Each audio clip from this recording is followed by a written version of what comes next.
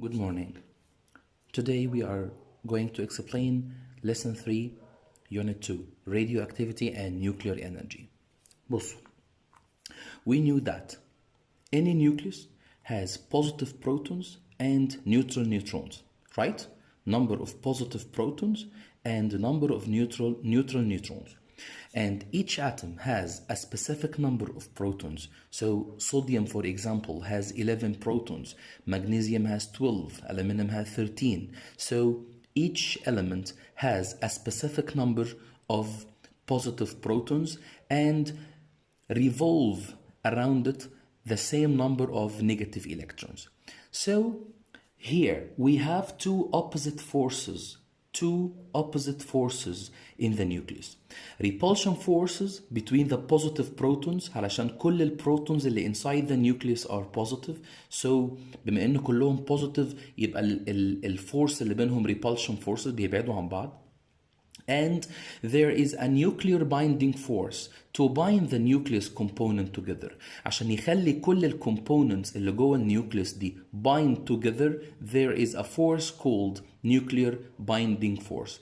يبقى two opposite forces. فورس بتعمل repulsion بتبعد الحاجة عن بعضها، تبعد البروتونز عن بعضها، وفورس بتعمل attraction عشان تعمل binding between the nucleus components. ال two opposite forces دول بالذات بقى النيوكلير binding force هو ده اللي بنسميه the nuclear energy. The energy inside the nucleus is due to the nuclear binding force. هنا هيجي French scientist اسمه هنري بيكريل. هنري بيكريل قال اكتشف حاجة. He discovered unseen rays from the uranium. Uranium ده element uranium can penetrate the solid objects. Some rays بتخرج من اليورانيوم وبتقدر انها penetrate the solid object. ايه بقى دي؟ Some elements have number of neutrons inside the nucleus more than its stability. عندها number of neutrons جوه النيوكليوس بتاعتها more than its stability. فبتحتاج انها تتخلص منها.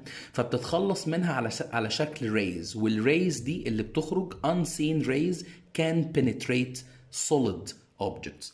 For example, for these elements, uranium, selenium, zirconium, radium, cesium, polonium, and they are all called radioactive elements.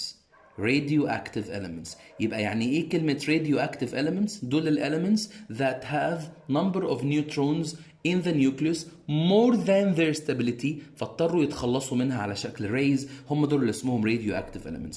To get rid the excess energy to be more stable, atoms make a process called radioactivity. يعني radioactive element بيعمل process اسمها radioactivity, that spontaneous decay of nuclei of some radioactive elements to be more stable. Okay?